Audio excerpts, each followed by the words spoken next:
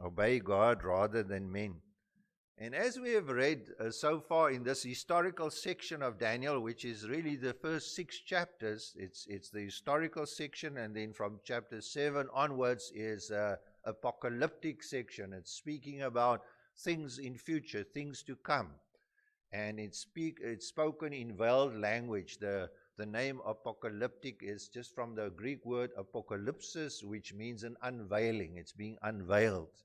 And it's sometimes hard for us to read and understand it, but it's written in almost like in a symbolic or code form.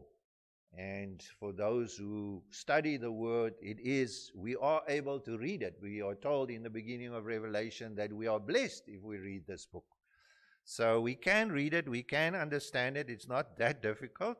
But we are now in the historical section, the last part, which is still simple, and we are able to stand it quite easily. And what we have heard so far is that God is in control. He's in sovereign control of the history of the world.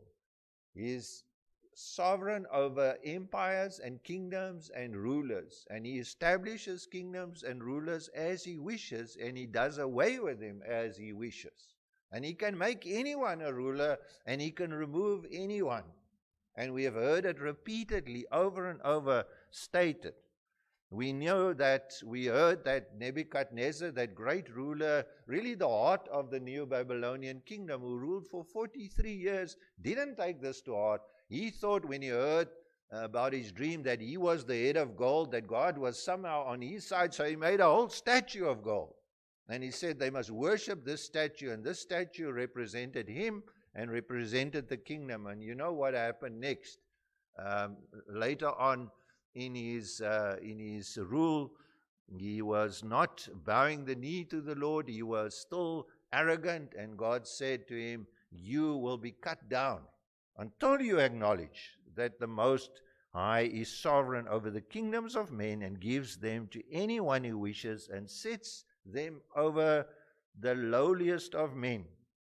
And then we know that King Nebuchadnezzar repented, and he praised God Most High and honored and glorified him. But he is not his immediate successor, but a few kings down the line, Belshazzar, he did not heed what happened to King Nebuchadnezzar. And he was having a wild party, really an orgy at the palace with all these nobles and wives and concubines, and they started drinking from the cups in the temple. And we read that the kingdom was brought to an end that very night.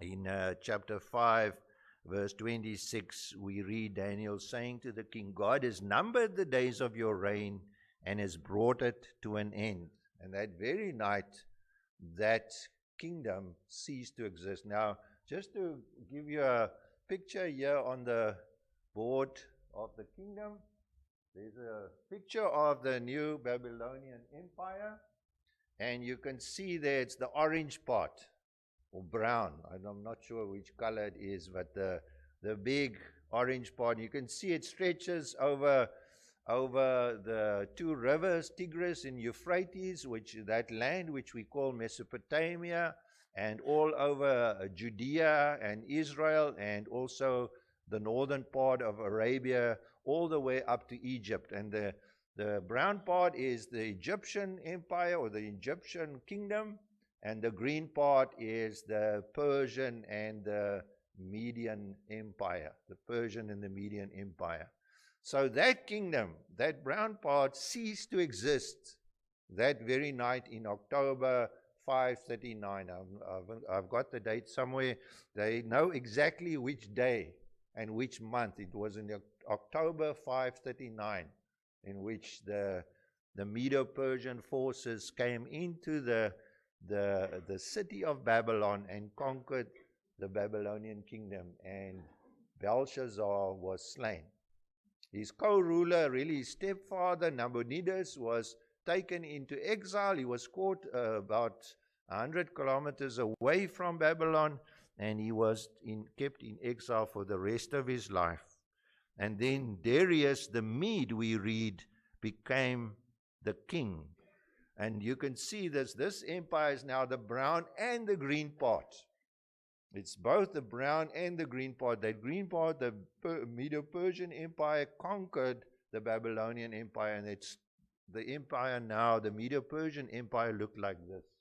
And you can see it stretched all the way to Greece in the west and over Egypt.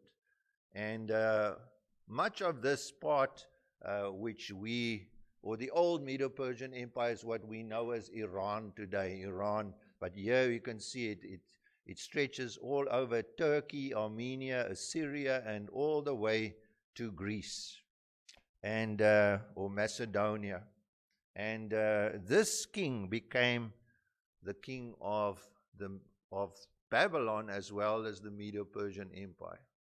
Now, the interesting thing is people discuss this and they say, who is this Darius? Because it doesn't sound right, because the king who conquered the Babylonian Empire, according to the Bible and according to history, is the king called Cyrus the Great. And there are various options while they try and explain this. And the simplest option to me, and I think that is what it is that Cyrus the Great and Darius the Mede is the same person. It's just a different title. Darius just means Lord. He's a Lord, he's a ruler, and he's the same person. There are other options. Some people say it was the general, the Medo-Persian general Gobryas. He was the guy who captured the kingdom. But I just take it as the same person because it's the same age. They're both the same age. Cyrus the Great was 62 when he took control of the Babylonian Empire, and he is ruling over this kingdom. But we're not going to get stuck there. We want to look at Daniel. And the first thing I want to say about Daniel is, here is this remarkable man, an incredible man. I don't think we realize what an incredible man he was, that there's never been, I don't know if there's ever been in the history of the world, a public servant, an administrator like Daniel, that served for such a long time over various administrations and various empires. He started there with the rise of the new Babylonian Empire in 605 BC. And for 43 years he served under Nebuchadnezzar. And he was without fault. For the next 23 years under the successors of Nebuchadnezzar, he sort of fell from favor. They didn't want anything to do with him. So for 23 years, he was in the background until that fateful night when Belshazzar called on Daniel to explain the dream. And then with the new king, with King Darius or King Cyrus, when Daniel was there within the first year, the king realized that this man was gold, that there was no one else like him. He appointed 120 satraps. Those are really provincial governors over the empire. And the main reason we are told why he did that was to prevent loss. Sounds like South Africa, doesn't it? To appoint 120 provincial governors over the whole of the Medo-Persian Empire to prevent loss, because they were stealing the king's stuff. They were stealing everything.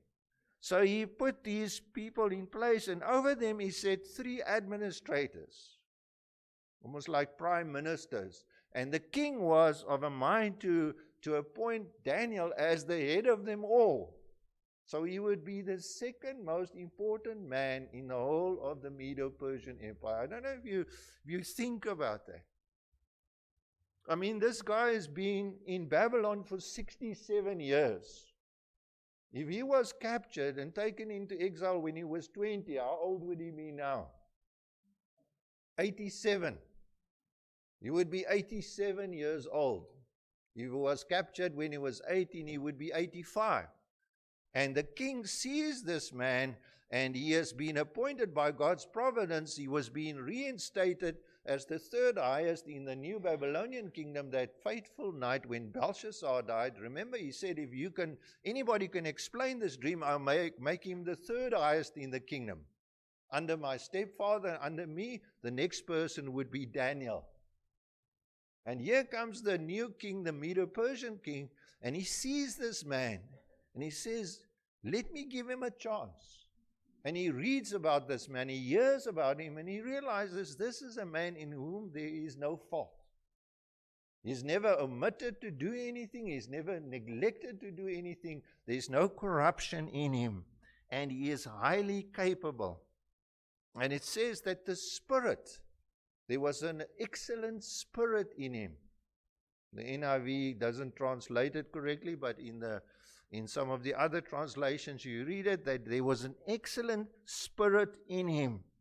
And the king planned to set Daniel over the whole kingdom. What a testimony. What a man. If you've been in public office, wherever it is, for 67 years, and they try and dig up any dirt they can find on you, and they come up with nothing. Nothing. Who of us can say that? Please don't go and dig in my past. So this was what a man, the kind of man that Daniel was. And his enemies, like we read in that Psalm 63 or 64, the enemies of Daniel, they were envious. They didn't like this man.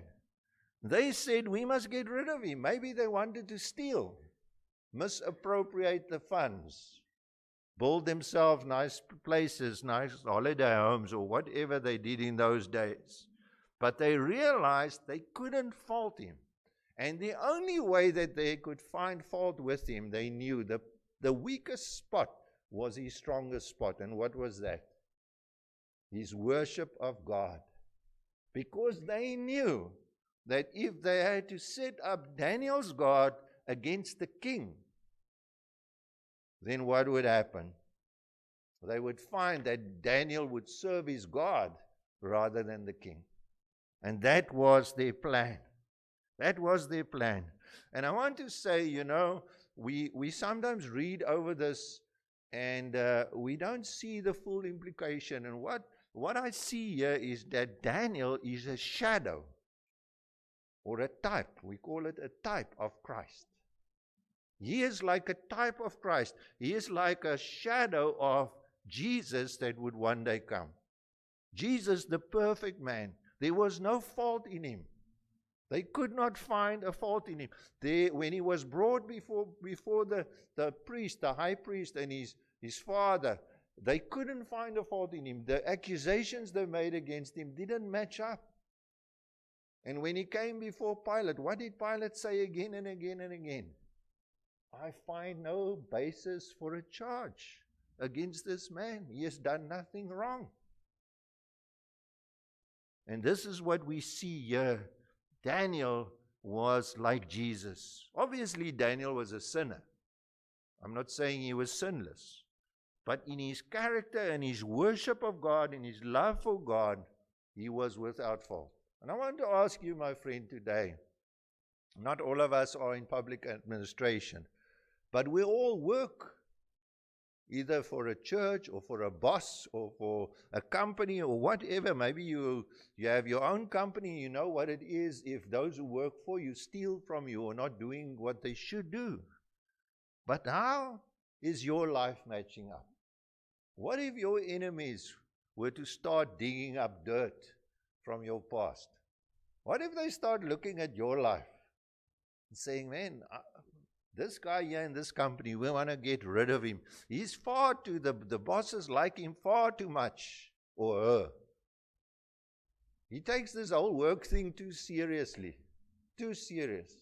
So let's find something about him, something from his past, maybe some funds that he misappropriated. It's a hard thing to do, my brothers and sisters. It's a hard thing to be loyal, not only in the funds that come through your hands, but also the time. If you take time from your work, time where you are supposed to be loyal to your employer, or even loyal to your government. And once again, now, I think it would have been great if before you become a minister or a assistant minister or whatever in government, if they say to you, listen, we're going to do a course, a 3-month course on the book of Daniel. Let's study Daniel before you go into public administration. Can you imagine what a difference that would be? So what would make? And the second thing I want to mention is a wicked scheme. A wicked scheme. So they planned to frame Daniel. They had to frame him somehow. And they knew the way that they were going to do it was to set Daniel's God up and his allegiance to this God against the king of the Medo-Persian Empire, this great king. Now, they were very clever. These guys weren't stupid. They were very clever. They all came as a huge group. Notice there it says there, the royal administrators, the prefects, the satraps, that's the provincial governors, the advisors and the governors, and they all came to the king as a group. I don't know how many there were, maybe 200, maybe 300. And they started like this. May you live forever, O king. Now the king, he likes that. I mean, I would love it if you come to me and say, oh, Johan, may you live forever. I know I'm not going to live forever down here. And they say, you are such a nice person. You are such a good king.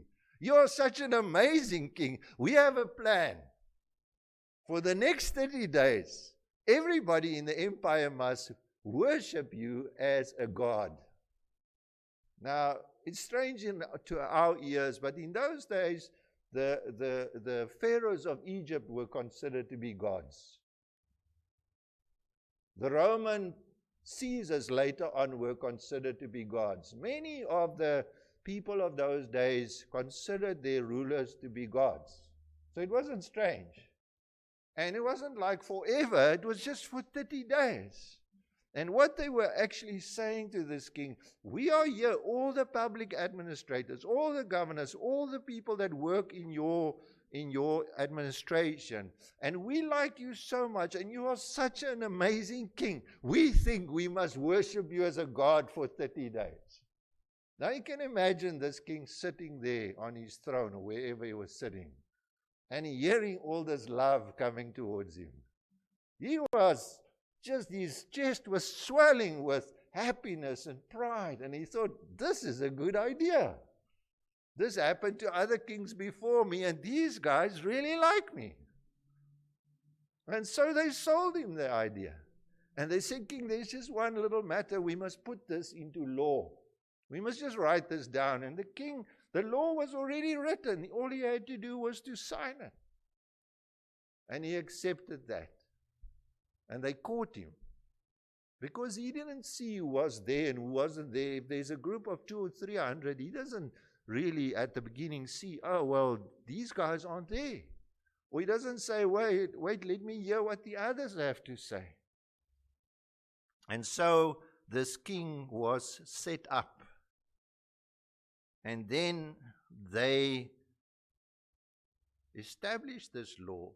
They promulgated this law, and Daniel had to pray like everyone else. If you wanted to pray, you didn't have to pray, but when you prayed, you had to pray to the king. And Daniel just went on as normal.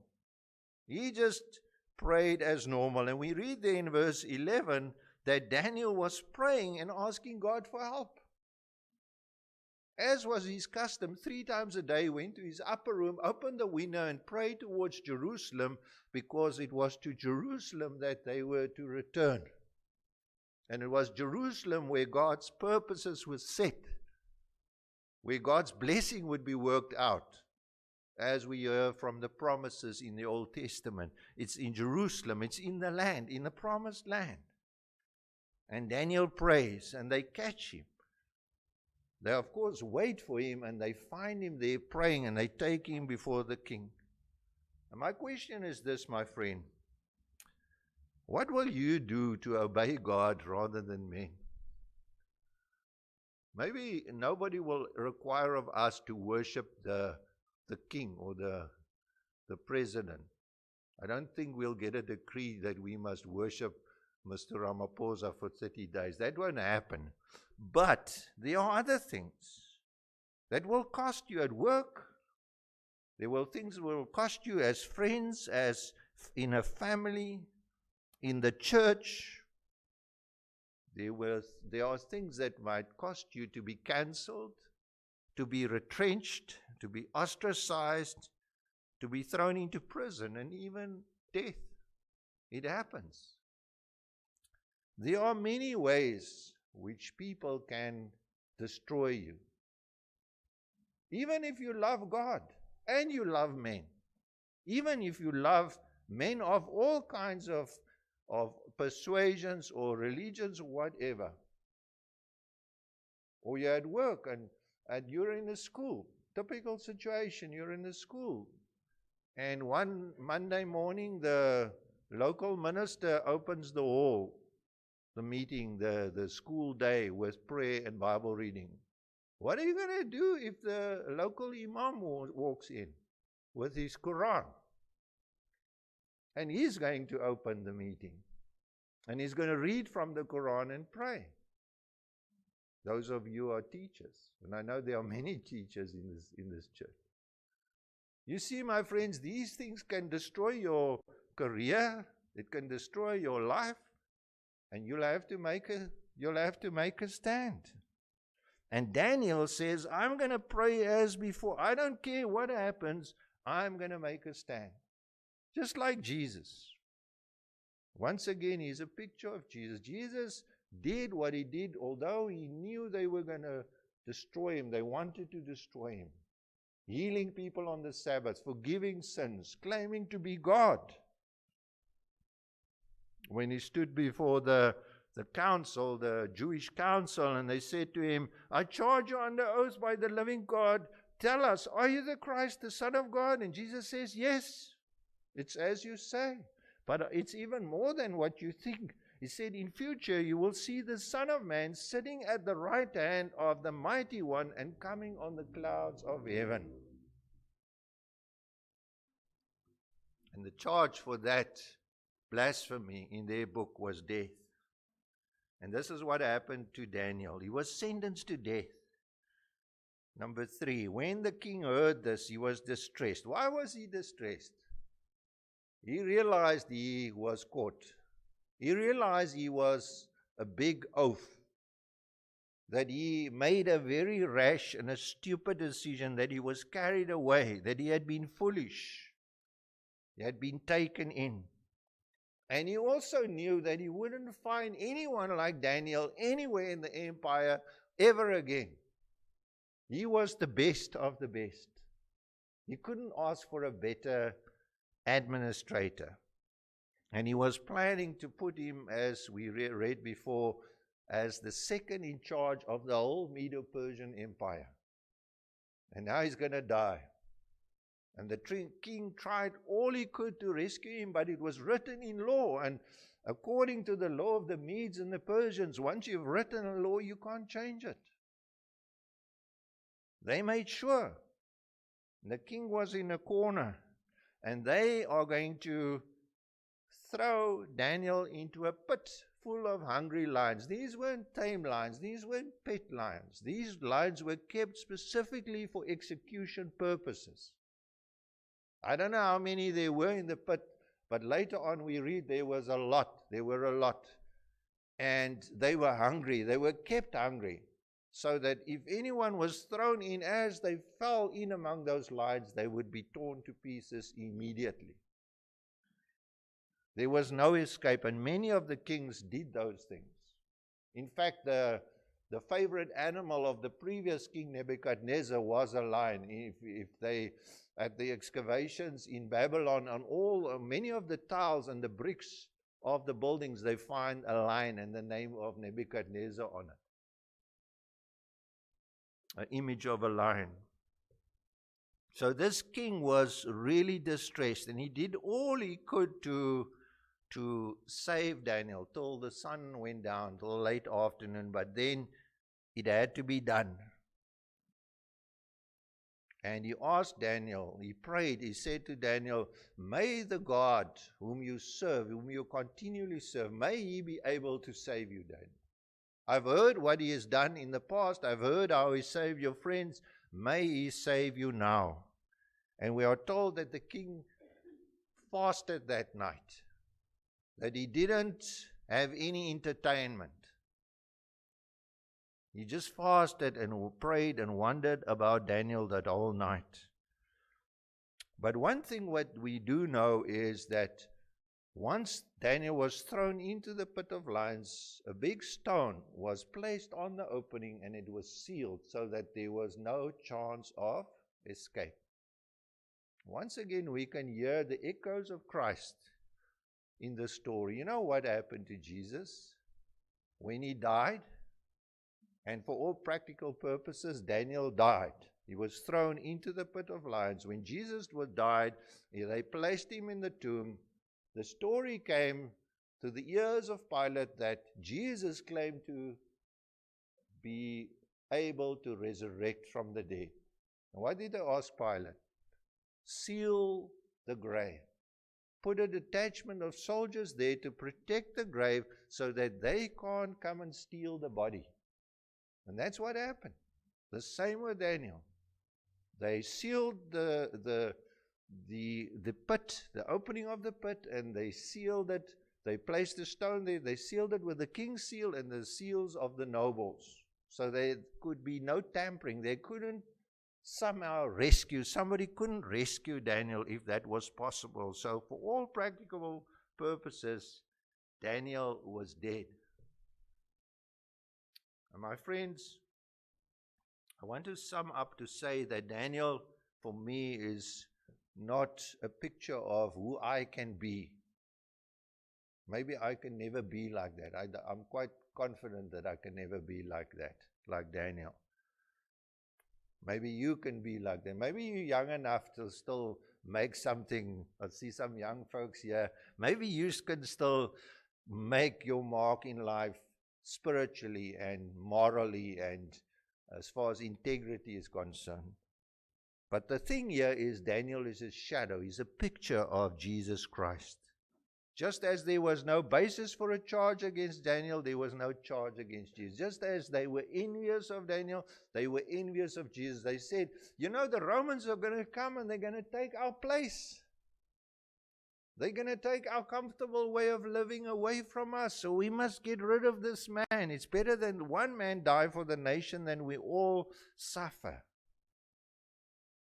They framed Jesus falsely. So Pilate said there is no charge against him. They put Jesus, they condemned him to death. They placed him in the grave, just as with Daniel. And as far as this story goes, as far as we have read, this is the end. There's no coming back. Daniel is in the grave. He's in the pit of lions and he's not coming back. And just like Jesus, Daniel would not deny his God. My friends, there's a very disturbing discourse in the Bible.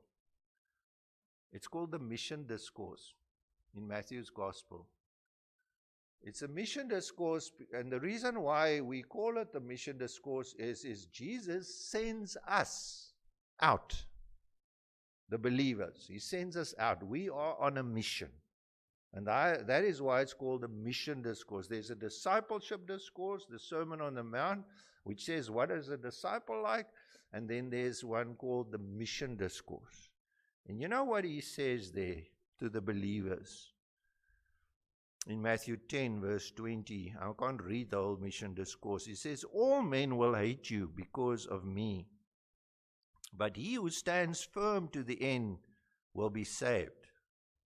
A student is not above his master, nor a servant above a student is not above his teacher, nor a servant above his master. If it is enough for the student to be like his teacher and the servant like his master, if they call the head of the house Beelzebub, the lord of the demons, how much more the members of his household?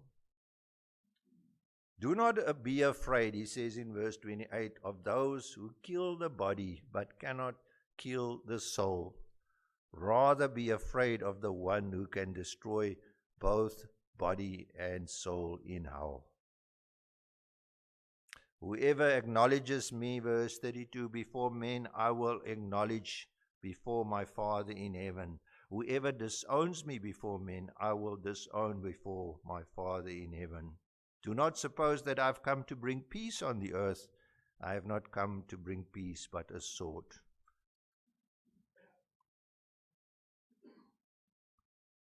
Whoever, just the last verse, whoever, verse 39, finds his life will lose it, but whoever loses his life for my sake will find it. It's not an option.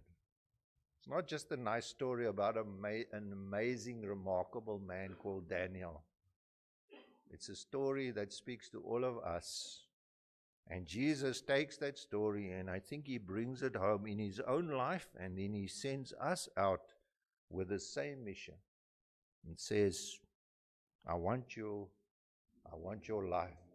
I want all that you have. And whoever finds his life will lose it, and whoever loses his life for my sake will find it. Amen.